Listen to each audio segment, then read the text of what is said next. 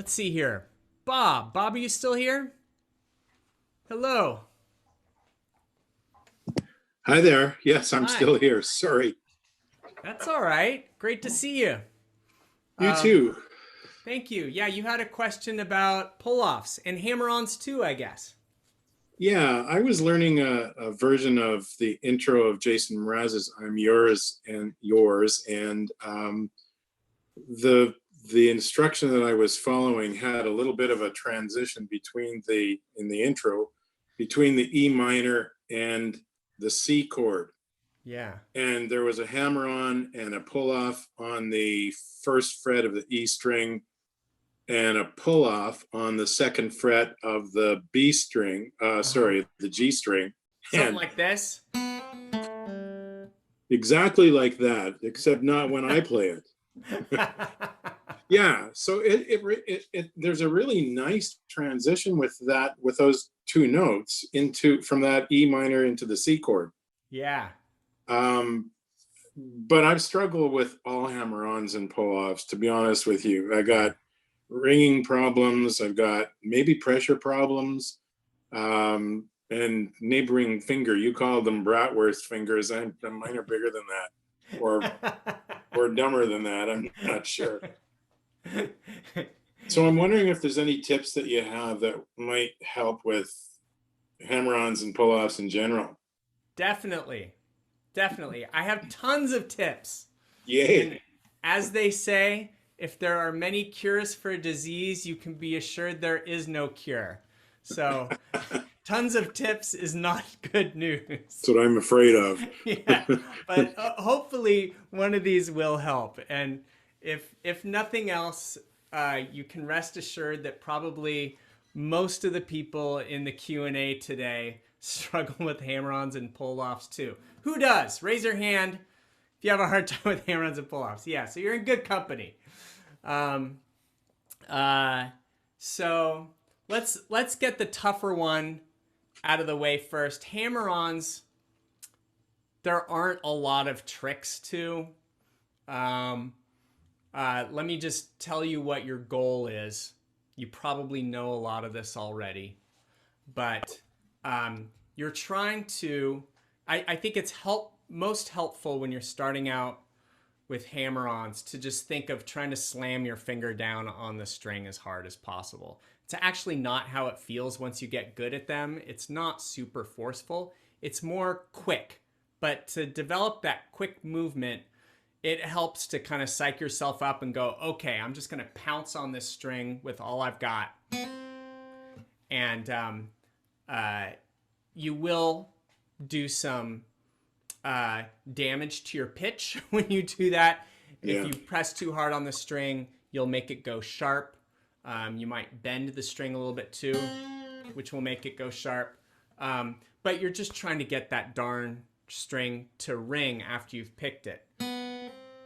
Like that. And so trying to pounce on it hard helps. Giving yourself some about an inch of airspace to increase the velocity of your finger before it hits the string helps too. So wind up a little bit, come up like this. Can you see that? Come up like this, Yeah. and then come down on it. It's hard to hit the string when you're starting out with this. You're going to miss it sometimes, but at least you've got a little bit of runway to kind of speed up before you hit the string. And then just try to follow the same guideline for fretting that you use just in general fretting, which is to get as close to the fret wire as possible. The closer you are to your fret wire without being on top of it, the less hard you have to press to get it to ring clearly. So likewise, the closer you are when you do the hammer-on, the less good you have to be at it in order to still get the note to ring after you've hammered on. Okay, so that's all I got for hammer-ons. Any questions so far, Bob? No, I will have a question with pull-off though, I'm sure. So Great, yeah. Let me give you thank some you. tips, and then I'd love to hear those questions. Okay, so pull-offs in a way are easier than hammer-ons someone can successfully do a pull-off on their very first try if they get lucky. With hammer-ons, it really takes some practice getting up that speed. So with the pull-off, just keep in mind, unlike a hammer-on, you can pretty easily get a pull-off to ring clearly, even if you don't pick the string first. Normally, you're picking a note and then pulling your finger off it and trying to get that note to ring just by popping out from under your finger. But you can do it even without picking the note first. Listen to this. See, hear that? Or first string, it's very easy. And so think of it as basically like picking the string with your fretting hand. And so along those lines, when you do a pull off, you want to make sure you're pulling your finger off at enough of an angle for the string to pop out from under your finger. And your finger activates the string. It picks the string when you do that. And so it's easier said than done, but a lot of my beginners, when they're practicing their pull-offs, they're not coming off the string enough at an angle. They're often doing a hammer-on beforehand, like in this riff that you're doing. And because it's such a quick movement, it's hard to come down on top of the string and then come off at an angle. They just kind of like come down on the string and bounce right back off it. And that's a very quiet pull-off. It will sound a little bit, but it's very quiet. You want to come down and then come off at an angle as if you're tracing an invisible J, letter J, in the air as you're making the movement. Straight down and then off at an angle. And so, like anything that's hard on guitar, this is best practiced slowly at first. Your movement down onto the string for your hammer-on doesn't need to be slow if that's what you want to practice. But then when you come off at an angle, just give yourself a second to think about it and then try to pop down toward the ground. Like that. So that should give you enough volume for your note. And then there's also the question of like, so there are a couple of other issues. One is try not to bend the string too much before you pull off or it'll sound like this.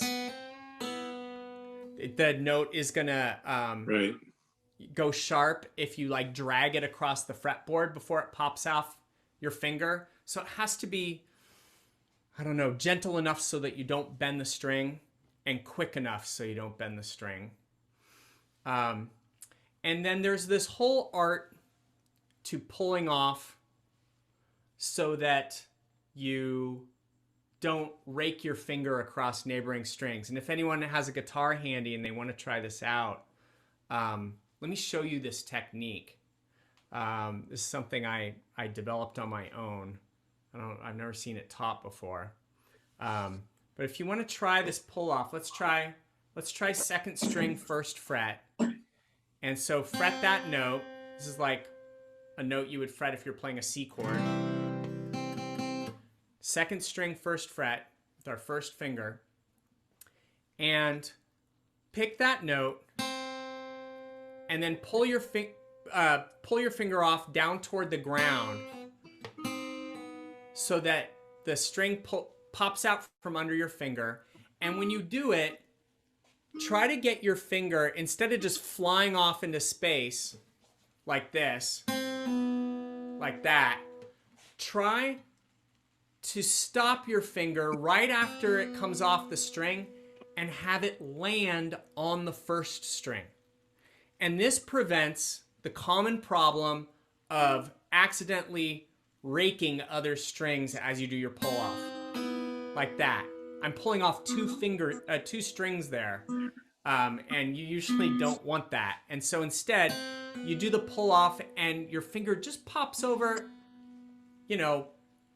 less than a centimeter and lands on the first string. So if you didn't have enough problems already with getting your note to ring clearly, now you have to like moderate your movement. You have to make this tiny little movement in order to land on the neighboring string. And this goes for any string when you're doing a pull off. I don't always do them. It kind of depends on context.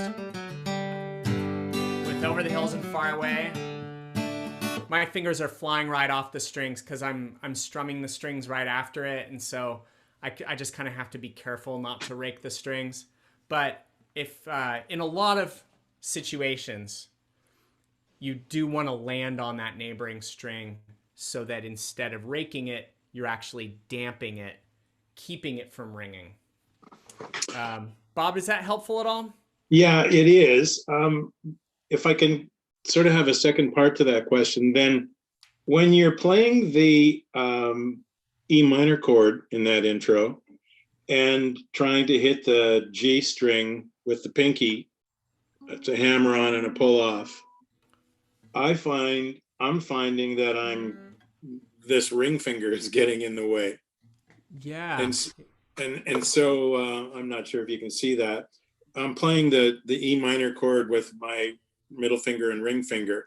Okay. And trying to do the hammer on the second fret right next door. Oh, I see. Okay. And it's really tight. Are you playing capo 4 right now? I have it on capo 4. Yeah. I play it without the capo as well. Okay. Oh my gosh, that is. Yeah. Oh, it's terrible. Okay. I feel redeemed. Yeah, I'm like scraping the skin off the underside of my third finger, which probably means I need to trim my pinky nail a little bit, but it's so crowded in there. So if you were playing it without a capo on the first fret then, or second fret, up here, would that, like, the way this guy was teaching that particular intro was on the with no capo. Okay. I think you have similar challenges there. Things are a little extra crowded up here, but even down here, that riff, I mean, it's possible, but I don't like how crowded that feels. Okay.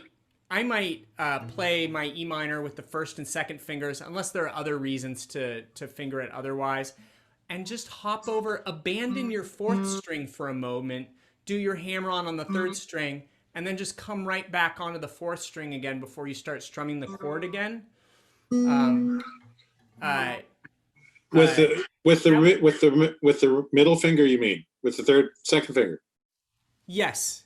Yeah. Oh. If you fret, I mean, it all depends on how you want to fret your E minor chord for starters. Most people fret it with first and second finger. Are you fretting it with other fingers just because they fit better? It's just the way I learned it. Oh, okay. Cool. So well, I can unlearn it. The point still stands, though, Bob, that this might be easier if you then abandon your fourth string, which you're fretting with your third finger. Come over with that third finger. Try doing the pull off with that finger. Yeah, like that. Okay. I don't know if that helps at all. By the way, your pull off sounds pretty nice. That was just luck. I'm glad I got it right for the video, but I don't usually. Okay, that's a good idea. I'm going to try and practice that because the next chord is the C chord, so I can abandon that string without any consequence on the sound. Yep. Because right away you're going back to the C chord. Yeah. Cool. That helps. Thank you. Awesome. I'll give that a go. Appreciate it. Thank you. Hey, I hope you liked this lesson. If you did, please click the like button. You can also subscribe to my channel. And if you really want the good stuff, become a member of Heartwood Guitar. You can click the link below to learn more. Hope to see you there. Take care.